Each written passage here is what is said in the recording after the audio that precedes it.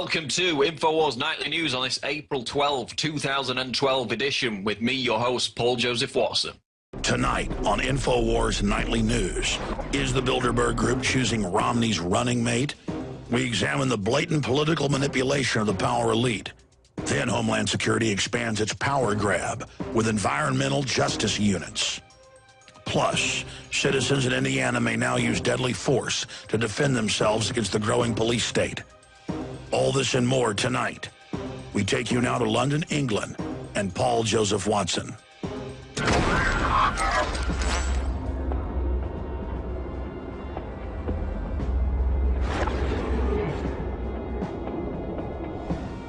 Top story tonight. Washington Post suggests Bilderberg Group to pick Mitt Romney's running mate. A story in today's Washington Post written by veteran columnist Al Kamen suggests that the Bilderberg Group may have a decisive role to play in picking Mitt Romney's running mate, continuing a recent trend in which the secretive cabal has had a hand in influencing the US presidential election. So we have a 30-year veteran at the Washington Post, this Al Kamen, who has a column called In the Loop, and if anyone was in the loop, then you would expect him to be on the inside of the affairs, especially given the fact that Washington Post has a Bilderberg representative at every meeting. And he basically says that just as Bilderberg picked John Edwards as Kerry's running mate in 2004, after Edwards had given a strong speech on foreign policy, he implies that the same process could be happening with Mitt Romney's VP pick. That's what you get from reading between the lines, because we've got Obama and Hillary Clinton jetting over to the Summit of the Americas in Colombia this weekend, and Senator Marco Rubio will be joining them, and he's been touted by many as a potential running mate for Mitt Romney.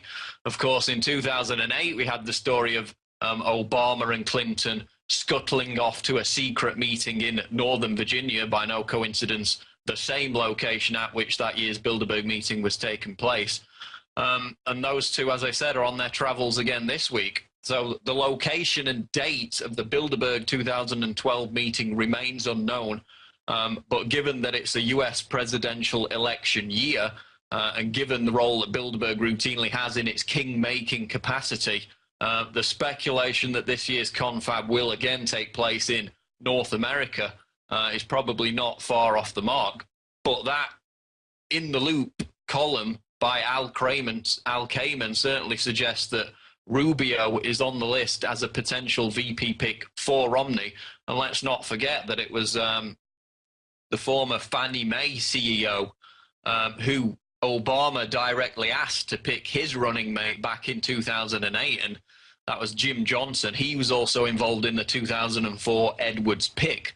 So Bilderberg seems to be getting all their ducks in a line to have another influence on this year's presidential election. So whether it's Marco Rubio or not, they will certainly have a hand in deciding who Mitt Romney's running mate is this year.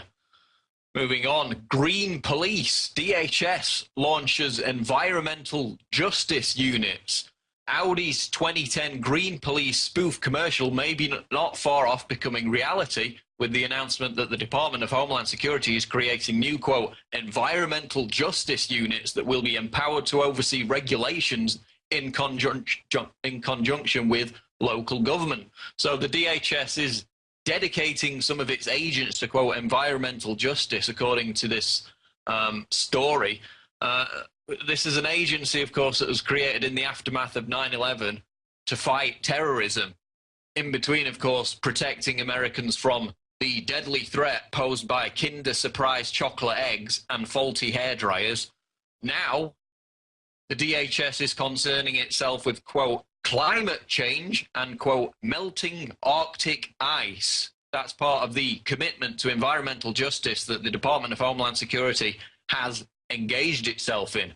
So how long before the Green Police are running checkpoints on your street with environmental TSA agents performing strip searches of your garbage can? Maybe that's the direction it's heading with this new DHS focus on environmental justice. And staying on the subject of supposed melting Arctic ice, which the DHS now tells us they're very concerned about. We've got this story out of the Register, which is amount of ice in Bering Sea reaches all-time record.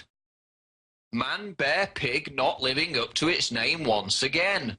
Quote, the amount of floating ice in the Arctic's Bering Sea, which had long been expected to retreat disastrously by climate Cassandra organizations such as Greenpeace, reached all-time record high levels last month, according to US researchers monitoring the area using satellites.